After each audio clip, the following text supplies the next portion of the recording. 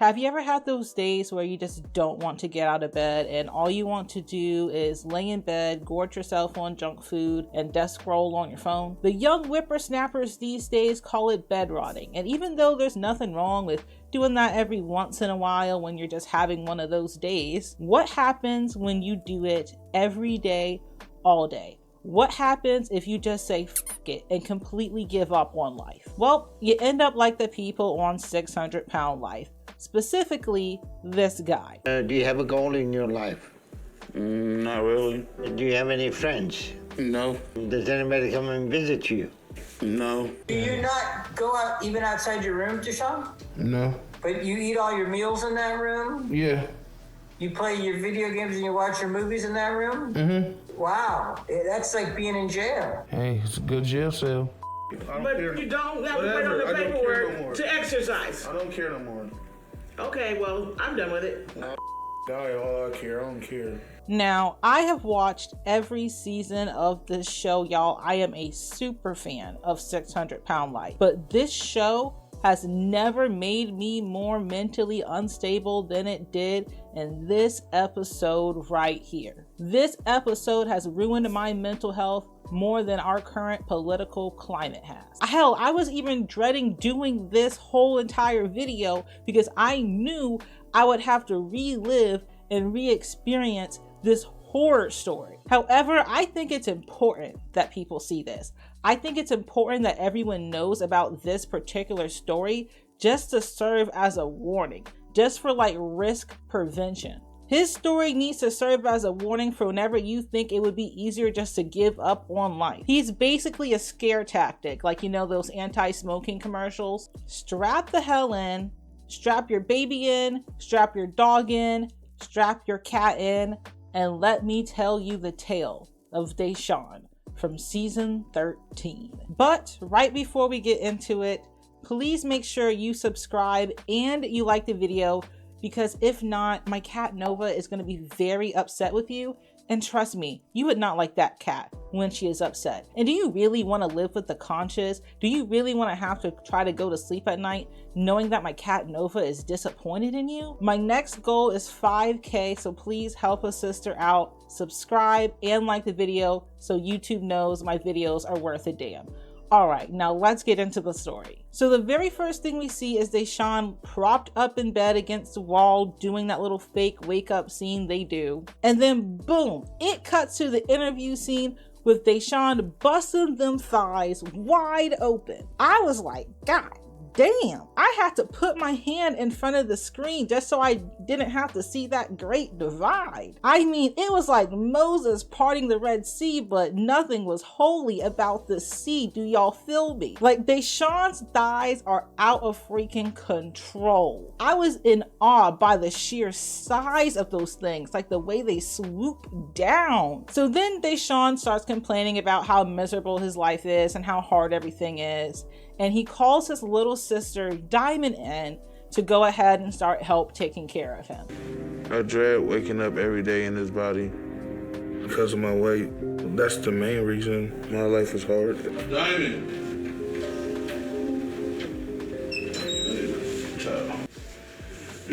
Call you when I need you.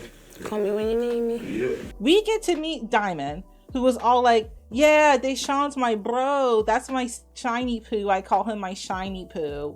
That's my bro. That's my bro.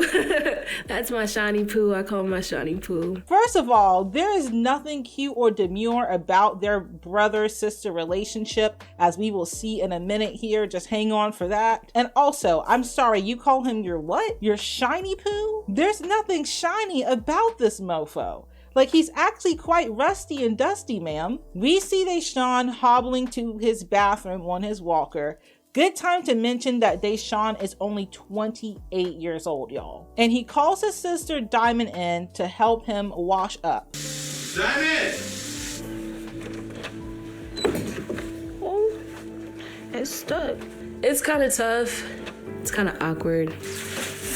You wanna get close with me? My little big brother. Washing him up is a little awkward, but nobody wants nobody around smelling or have a stench. His own little sister, y'all. Now, if you are physically impaired in some way and your sibling is the only one there to take care of you, then it is what it is. You got to do what you got to do. But I don't think anyone would choose to have their little sister or their sibling of the opposite sex, you know, bathe them and take care of them where they're just like booty butt naked. She says it's awkward, but she does it because she doesn't want him to have a stench. And just the way she said stench, I knew that DeSean be up in there paying the hell off. I know DeSean's smell just burns nostril hairs off. She says that DeSean will go months without touching water, y'all. Months. I'll come and help because with his hygiene, I've literally watched him go months without even touching water. That tells me the only way that he's gonna wash up is someone else helps him and someone else does it for him because he can't be bothered to do it. Like, no wonder he got lime and grime build up on his legs and stuff. He's not bathing regularly. But yet and still, I'm wondering, why doesn't the mom or someone like that help with the bathing process? Because at least, like, you know, that's her own child. Like, it's a mom not in the picture. What's going on here? That's what I'm thinking at this time, right? But y'all, and a bit later on, when we meet the mother, I immediately understood why. So then she finishes wiping him up with the washcloth, even though there was no soap suds, y'all. I don't even think it was doing anything. But anywho, she helps him get dressed and then she goes to star on his breakfast. Meanwhile, DeSean just hobbles his ass back to the same spot on the bed and lays back, swinging his feetsies, all excited and gleeful because he knows he's about to eat. I'm gonna go ahead and start some breakfast for us. Alrighty. I do like the store runs for him, and sometimes I'll go get his food for him if he needs it. The next thing you know, we hear a, "Hey, Sean." Hey, Sean, Yeah, Ma. I'm coming in. And slowly, the door creaks open to reveal DeSean's mother making her way into the room. And my first thought was, no lie, y'all, god damn, they twinning. Okay. How you feeling today? All right. That's good. Diamond done woke me up. It's time for breakfast. Y'all, why do DeSean and his mother look a little bit too much alike? Same build, same walker, same everything. Now I know why Diamond has to take care of DeSean, because Diamond has to take care of DeSean and the mother. She needs a caretaker her damn self.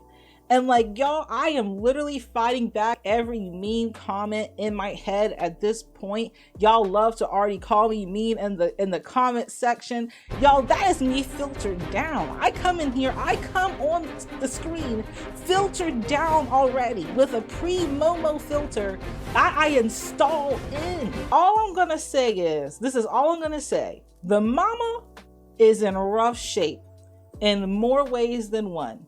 That is all I'm gonna say, and I'm just gonna leave it right there. So then mama comes in here. "Hey, Sean, what's up?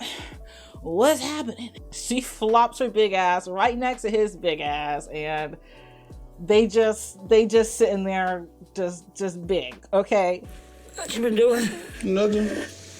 Chilling. Diamond got smelling good in there. What you got going on? The mama explains that DeSean is definitely spoiled and she's been trying to unspoil him so he can lose some weight. Boy, I had him for 5 years before I had any more kids, so he's the very spoiled one.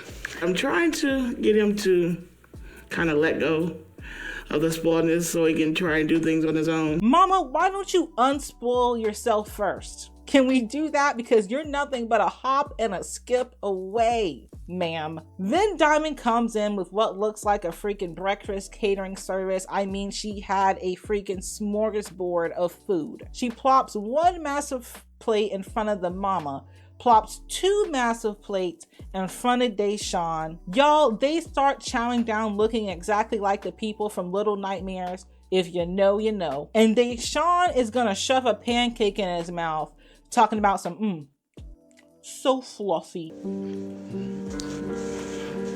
So fluffy. Bitch, you're so fluffy. How about that? Like, you're not being cute right now. So while they're eating, DeSean goes into his sad backstory. Y'all, make sure you're still strapped in. Make sure you and your entire family are still strapped in. DeSean explains he had a rough childhood. The mom was on drugs, and he also had a very abusive stepdad. My mom used to do drugs. My dad, he got locked up when I was around 4.5, 5 years old. A couple of years later, the stepdad came in the picture. Well, my stepdad, he used to call me slow, dumb, fat. Things got way out of hand. What scared DeSean the most was he was there helping me fight this man. He was bullied growing up, and from a very early age, he started hanging around the wrong crowd. Then he says that's when he was sent to a group home. I started hanging around the wrong crowd and shoplifting, breaking into houses, and after that, they sent me to the group home. And he's like, yeah, at first I was scared of being in the group home. You know, I was only 12. All nonchalant like. At first, I was scared because I was only like 12 at the time. And I said, hold the hell up. Pause. Pause the show. 12? You were 12 when you got sent to the group home for doing street crimes? So you were out here 10 years old freaking jacking people's rims and stealing PlayStations? Other kids are watching Elmo and eating crayons still at that age, y'all. The mom mentions that she liked the group home and it was good for him. It's a hard thing to leave your child, especially when they're young. It was a tough road, but I liked the facility it was in. All in all, it helped him in the long run. And I'm like, bitch, it wasn't summer camp.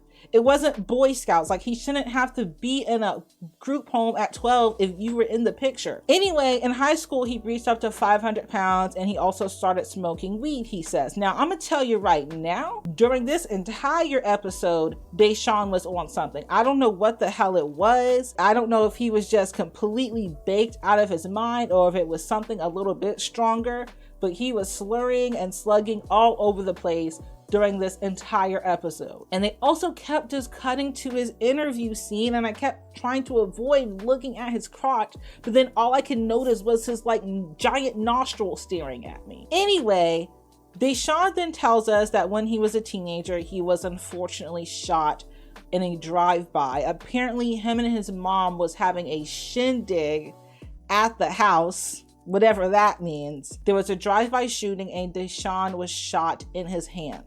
I was like 15 going on 16 when I had ended up getting shot. Me and my mom were having a little shindig, and out of nowhere we just started hearing gunshots. And when I went to go pull her down, that's when the bullet grazed my hand right here and went through my thumb and came out right here. And then that's when he really shut down and became a recluse and started just refusing to leave the house altogether. He just completely shut down. He dropped out of school. He got on disability, of course, and he just started staying in his room 24/7. And that's where we find him today. That's when I really started to stay in the house all day. And so she'd stay home and started shutting down more, keeping to herself, wouldn't leave the house. Going to school, I just dropped out, sheltered myself in. I won my disability. And then after that, I just shut down. I just wanted to be home with my mom. Now, y'all, I need y'all to understand. DeSean doesn't do anything literally. He very rarely even leaves his room, very rarely even leaves the bed, only gets up to use the bathroom, and just lays around in bed and gets food delivered to him from his family every day, all day, for the past couple of years. Let that sink in. And look, I have no idea what it's like to get shot or to go through something that traumatic. I'm sure it was very, very traumatic. But I'm sure there was something that could have been done to stop him from spiraling this far. So then it's time for the scene where they go shopping at the grocery store. He pretends to try on some raggedy old pair of shoes that are obviously too small for his feet, and he uses this as an excuse to not leave the house and go to the grocery store like they had any intention of actually going anyway. They were never actually gonna go in the first place, because the mom goes on to tell us that DeSean hasn't stepped foot outside the house in 3 years, and in that time has only left his room, his bedroom, like 2 or 3 times, y'all. DeSean has never left this house. Not once for 3 years. And I think he's been in the kitchen twice. If meals are not prepared by his sister or myself and brought to him, he does not move. So anyway, of course, they get Diamond to go to the store. Diamond just enables the shit out of him. You know what I mean? Not one fruit or veggie was up in the cart. The Kool-Aid packets were the only thing that even had a picture of a fruit on it, y'all. Okay, you get a bag of hot cheese puffs and jalapeno cheese puffs. You around any sweets? They got lemon cake. Oh. That's the lemon cake, and this one's from Mississippi. You might as well get both. And then while she's checking out and heading back home, DeSean's like, can you stop and get something for dinner? On your way home, if you like, can you stop by and grab dinner? All right. If meals are not prepared by his sister or myself and brought to him, he does not move. He needs someone to push him. And I'm mainly scared that he's gonna give up. So the next segment, we find out that DeSean also has a professional caretaker, because apparently the sister also works. She also cooks for him, but she is bringing him much smaller portions, and it's obvious that DeSean is snacking and getting more takeout food on top of this. And while she cooks, DeSean is just sitting there playing fucking Fortnite. He doesn't have to do anything for himself. He doesn't even attempt to help, doesn't scramble an egg, butter a piece of toast, nothing. Anyway, it's time for the first initial video call with Dr. Now. So Dr. Now gets on the video call with him, and they start talking about DeSean's lifestyle habits and goals, etc., the same as always. And everyone with eyes could see this whole thing was just going to be a complete waste of time, just by how DeSean was acting during the whole video call. Okay, so it says here in your file that you're 28 years old. Yes. Okay, and you're almost 700 pounds, right? Yes. Okay, so if you eat eggs, how many eggs are you eating? I don't know. She scrambled them. Okay, so she decided how much you're gonna eat? I mean, I guess. Dr. Now is like, do you have any goals? No. Do you have any friends? No. Does anyone come and visit? No. Do you have a goal in your life? Not really. Do you have any friends? No. Does anybody come and visit you? No. And then Dr. Now was just like, well, damn, is there anywhere that you want to go? And he's like, I don't know, anywhere but Omaha. And Dr. Now was like, okay, so where do you want to go besides Omaha? He's like, I don't know. I got an uncle in Montana or wherever the hell he said. I would like to travel. And where you want to go if you travel? Anywhere is better than Omaha. So where you want to go? I don't know. I'll probably go Missouri or something with my uncle. I just want to get out of Omaha.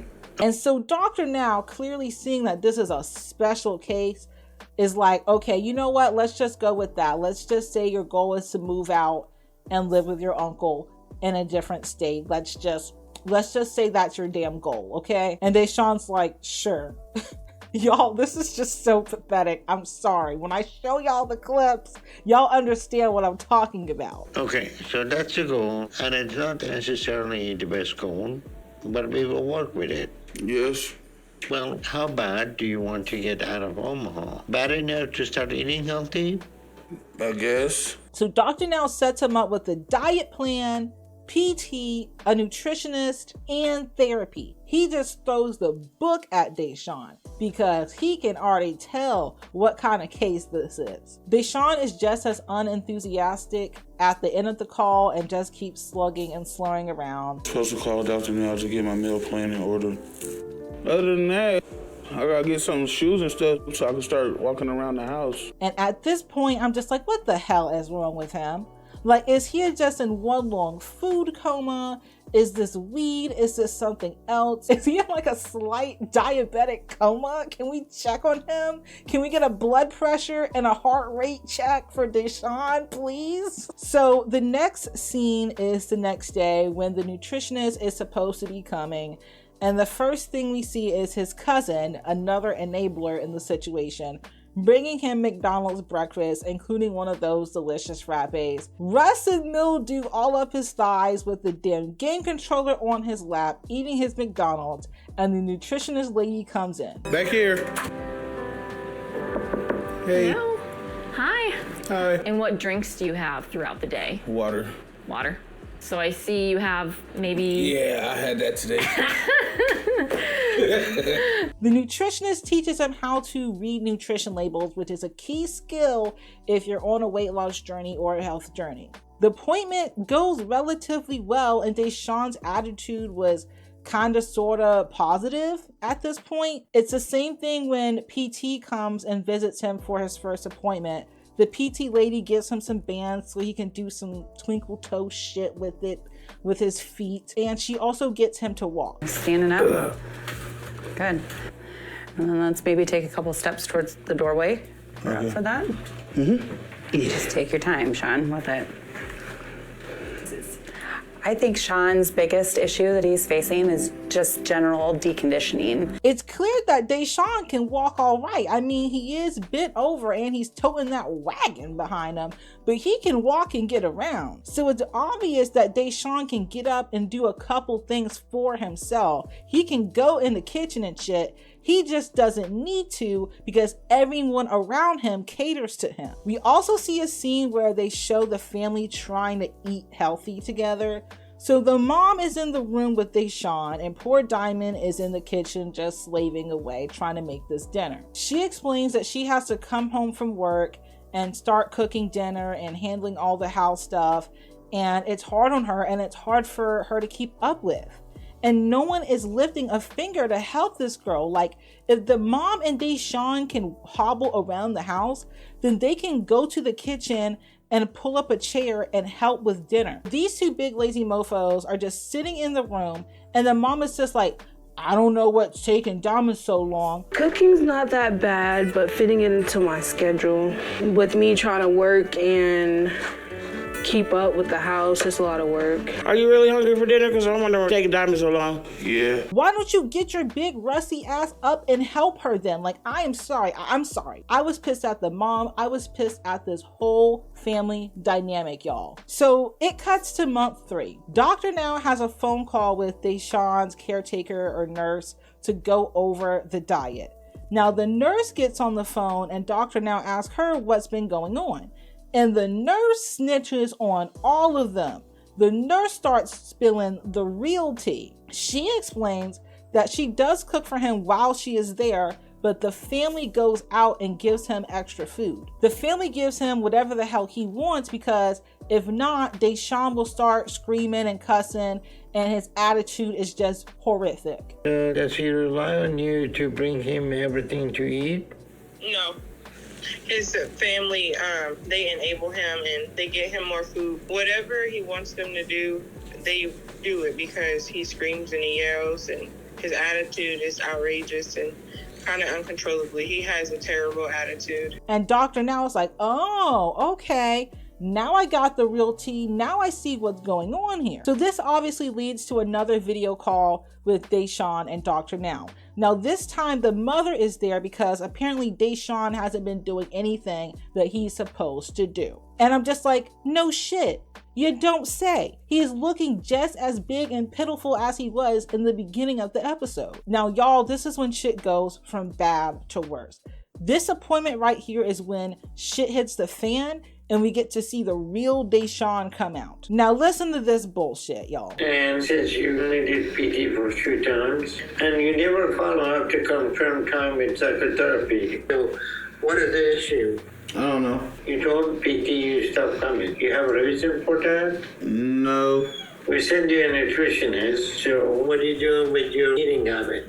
Nothing. We get you in session for the diet and exercise, and you didn't follow the diet. Did you do the exercises? No. He straight up admitted that he wasn't doing anything to help himself at all. And the mom suddenly snapped. She's like, I'll tell you, doctor, now, because DeSean's not speaking up. DeSean hasn't been doing anything with his diet. He hasn't been doing anything at all. No, he's not, Dr. Now. Sean's not opening his mouth to being truthful with you. And if he won't, I will. He goes only to the bathroom and back to bed. He doesn't walk. And I told him this is the only opportunity you have. If not, Dr. Now and them are not going to help you any longer. Now, because people are calling him out, DeSean reacts like any spoiled brat would and starts throwing a fit. He's, fuck this, I don't care. I don't care anymore. I'll go and die. I don't care. And he lays back on the bed and he's covering his face up. But you don't have to put on the paperwork to exercise. I don't care no more. Die all I care. I don't care. Because I spoke for you, you have an attitude? No. Then Sean, so you don't want this? No, I don't want nothing. I barely eat maybe once or twice a month when I get my food stamps, but that's it. I barely eat. I barely eat. I don't care anymore. My nurse barely come. I don't care no more. Y'all saying I'm sitting here eating to do all the I want? Yeah, maybe once or twice out of a month when I get my food stamps, yeah. I will, because it's my food stamps. Other than that, I don't eat. Oh, you barely eat? You only eat when you get your food stamps? Then how the fuck are you getting all the takeout we've seen? Monopoly money? And why the fuck are you the size of a tractor trailer if you're barely eating, DeSean? And Dr. Now is like, okay, so how do you expect us to help you? How do you expect people to help you? And he is like, I don't expect anyone to do anything for me. What do you expect me to do for you? Nothing. I don't expect nobody to do anything for me. I couldn't believe my ears. His sister and family cater to his every whim 24/7. He has a professional caretaker. He doesn't work. He doesn't even have to leave his room. And he gets about every goddamn government assistance program that there is. And this boy doesn't even have to wash his own ass. But he doesn't expect anyone to do anything for him? Are you freaking serious? Anyway, Dr. Now is like, yeah, you don't expect anything except for free food, free housing, free phones, and free everything, right? You know what? Let me talk to the freaking mom. Mom, how did we get here? How did we get here, Mom? You just expect free home, free video game, and free food. Is that right? Well, let me talk to you, okay? Who, me? Yeah. Okay. Okay. Well, how did we get all these comfortable situations for him? The mom is like, he's not doing anything for himself. And he just keeps saying that he doesn't care. He's not doing anything for himself. So, I don't know. I wonder fucking why, Mom. You completely failed him as a parent, completely failed to provide any kind of structure for this boy. Then you're letting him sit here and rot in your house and completely destroy his own life. Like, I was so pissed at the mom because I know that she is trying to save her son's life. I get that. But this shit started when he was a kid, y'all. And then you continue to enable him by letting him sit there and do nothing and eat, because that's exactly what you do all fucking day. And now you want to speak up and try to get help? Now you want to hold him accountable? Now you want to play super mom? Anyway, let's move on. The mom is like, you got yourself into this, DeSean. And he's like, I don't care. It's I don't care. It's always I don't care. Cause everything come out, everybody's mouth is blaming me like I'm not trying. Sean, you got yourself in this predicament. Care. Keep telling me about him and ain't doing. I don't give a Well, I know clearly you're not exercising. Well. And Dr. Now is like, he gets to act this way because he gets free everything. He is way too comfortable and he has no motivation to do anything. And DeSean's like, how am I comfortable? You're acting like I'm getting treated like a king or something. He's not giving up. He feels comfortable the way he is. How am I comfortable? The way what is? Playing video games and eating all day like a child. You act like I'm getting treated like a king or something. No, you're getting treated like a crime lord. Specifically Jabba the Hutt. Like, come on now. He's laying there with servants bringing him everything, being a huge, nasty meanie. Tell me he isn't Jabba the Hutt. They get off the phone with Dr. Now, and basically that was the end of that call. It did not go well. So the next scene is DeSean doing his therapy video appointment with Dr. Paradise. And let me tell y'all something right now. I have never seen Dr. Paradise more distraught over a patient case. Dr. Paradise has seen some shit on this show. He has heard it all, okay? But even the doctor now of therapy himself was just bamboozled and baffled by DeSean and his situation. The more he got to know about DeSean, the more the interview went on, the more concerned Dr. Paradise was looking. DeSean says it's nothing interesting to him in the outside world. And Dr. Paradise is like, have you even had a job? And he's like, no. I don't know. It's nothing really out there for me to do, really. Well, it is, but nothing that I'm interested in. Have a job, DeSean? No. I mean, I'm not interested in stuff nowadays. It's like, I did most of the stuff when I was younger. It's old news to me. Do you not go out even outside your room, DeSean? No. You only stay in your room. 28 years old and never even had one job. Probably never even filled out a job application. And he says that he's not interested in anything the world has to offer. Boy, you don't even know what the world has to offer. You know nothing about nothing. And Dr. Paradise is like, so what do you do all day? Watch TV and play video games. But you eat all your meals in that room? Yeah. You play your video games and you watch your movies in that room? All he does is watch shit, play video games, lay there and eat every damn day. So Dr. Paradise is like, well, goddamn, that's like being in jail. And he's like, it's a pretty good jail cell. Wow, that's like being in jail. Hey, it's a good jail cell. And Dr. Paradise is like, what are you scared of? Because I'm sensing a fear here. He's like, I ain't scared of nothing. The more Dr. Paradise tries to push him and get through to him, the more aggravated DeSean is getting. What's the fear? I sense that there's something tripping you up about leaving. What's the fear?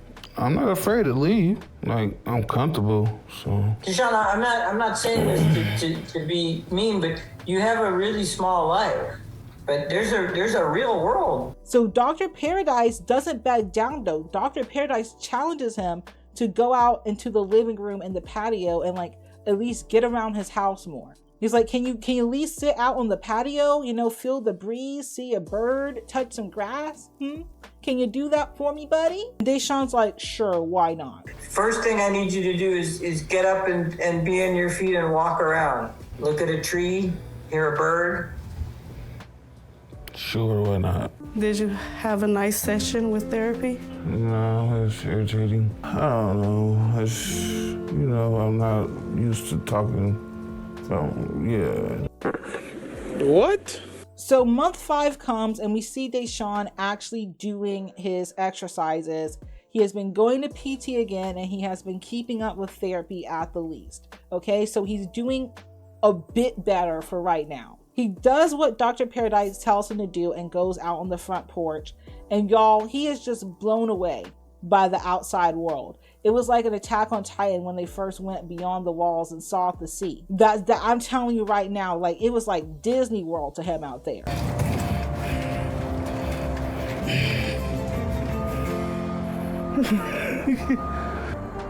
This is like the first time in 2 years that I actually sat outside. I am a little proud of myself. I knew I could do it. I just had to get it out of my head. It's such a big deal that he's FaceTiming his mother and they start cheering for him and everything. I'm finna shock Willa. Yeah, she's supposed to be on her way. I'm finna shock her. I'm finna call her.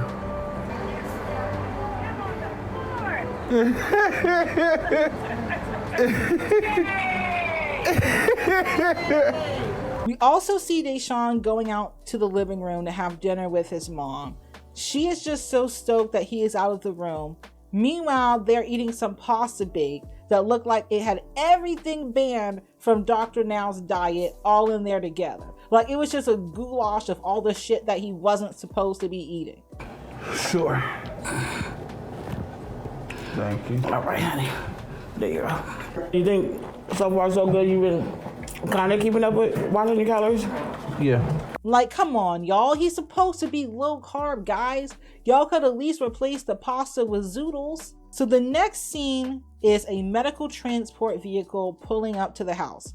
Dr. Now has arranged for DeSean to go out to a local clinic and get his weight. The guy walks into DeSean's room, who is sitting in the same damn spot he always was, on the goddamn video game, clearly with a nasty attitude today. DeSean says that he isn't going anywhere because he doesn't have shoes. They ordered him some shoes, but they're not in yet.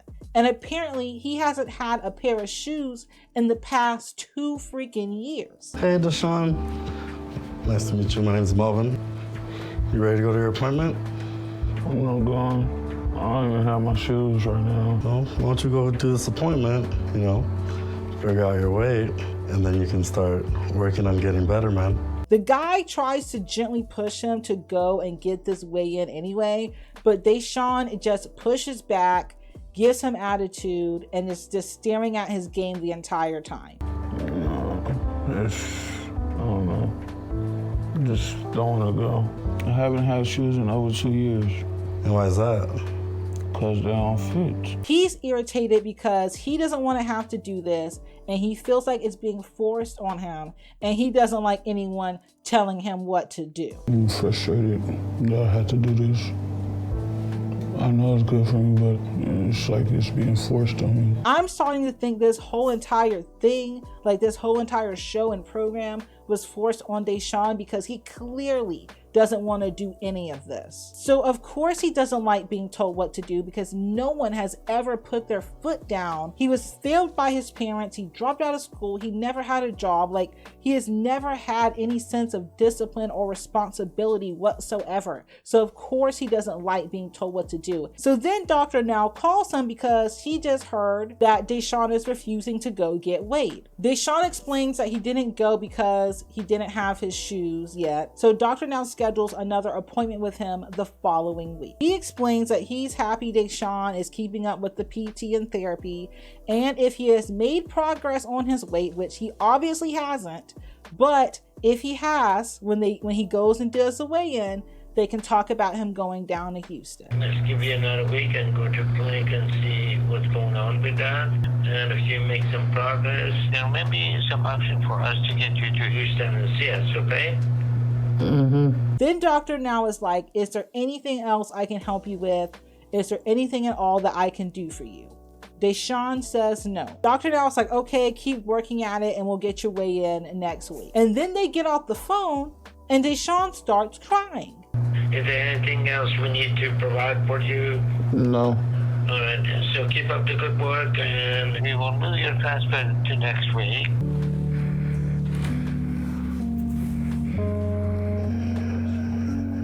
Do to help you. I really Hold up, brother. What you crying for? What the hell are you crying for? You said that you didn't care, that you didn't give a damn. So why the hell are you crying? When Dr. Now said, what else can we do to help you? I really didn't care and it's like, one moment he said he don't want nothing to do with me. Suddenly he wants to help and do stuff with me. To me, he's a hypocrite. Hypocrite? Boy, shut your ass up. You don't even know the definition of that word. You just threw out the biggest word that you knew. Just shut the hell up, first of all, because you don't know what you're talking about. And Dr. Now literally never told DeSean once that he was giving up on him or that he didn't want to see him again. He was only trying to hold DeSean accountable, but that's all DeSean heard, and that's all DeSean wanted to hear, was that people were giving up on him. So because of that, he doesn't trust Dr. Now, and he's shutting Dr. Now out. And then after he's done crying, he soothes his pain down with some Subway and some chips. Ever since then, I always wore shoes outside. I'm not comfortable going in public without my shoes. Snacks hidden all on his little bedside table. He clearly hasn't been making serious changes, even if he's been keeping up with the PT and the therapy appointments. And of course, to no one's surprise, DeSean never gets his way in, even though he swore up and down that he would go once his shoes were in. And the episode ends with him completely ghosting Dr. Now. Completely blocked Dr. Now, stopped going to PT and therapy. Even the mom and everyone stopped answering the phone. And now he's not picking up any more calls from me, and I have appeared to be blocked. Even his mom is not answering the calls when I try to call her. And he fired his nurse. It's very clear that DeSean didn't want to help himself or change. He was literally resisting and fighting every bit of help that he was getting. Throughout this entire episode, I was really split between two main emotions. On one end, it's obvious that DeSean has the worst case of depression ever, along with some other mental illnesses. Plus, he was doomed from the start with how his childhood was. So part of me felt really, really bad for him. The other part of me was furious the entire time. Like, everything about him was so infuriating. Everything about the whole family was infuriating. And at one point I was just crying because this goes beyond someone just throwing their life away, right? That's what most people will say. He's throwing his life away. And yes, that is true. But it goes beyond that because this boy is actively living this nightmare. And yes, I am actually calling him a boy and not a man because that's where he mentally is. He is rotting away every day in this weird, comfortable misery. So he is going to have to go through the pain and misery until one day when he finally just, like, his heart finally just gives up and dies. But it's going to be suffering the entire way. And he is actively poisoning himself in more than one way, and the family is just helping. The sister needs to get out. She needs to go, leave the house, get the hell out of there. DeSean needs some serious help and intervention, like some serious intervention, and the mom needs some freaking help too. Guys, that was the end of my review, but I really, really want to know what you guys think about this episode. So please let me know in the comments, what do you think? Do you think I was being too harsh? Do you agree with most of my points? Have you watched this episode and what do you think about the family dynamic? I need to have a discussion. Okay, guys, thank you so much for watching. Please do not forget to subscribe and hit that like button because my cat Nova is watching your ass, okay? Thank you guys so much for watching as always, and I will see you guys in the next one.